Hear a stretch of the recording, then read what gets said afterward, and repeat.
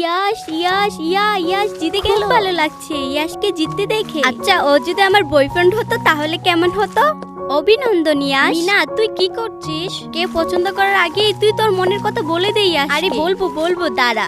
তা না হলে দেখবি কেউ তোর কাছ থেকে ইয়াশকে নিয়ে যাবে।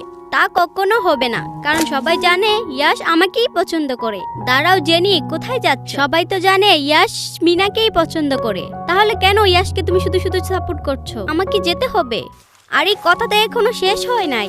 শুধু স্বপ্ন দেখে তো লাভ না, ইয়াশ তো কেবল শুধু আমাকেই পছন্দ করে। খবরদার ওর কাছে যাওয়ার চেষ্টা করো না। থামো এখনই। জেনি তুমি ঠিক আছো তো?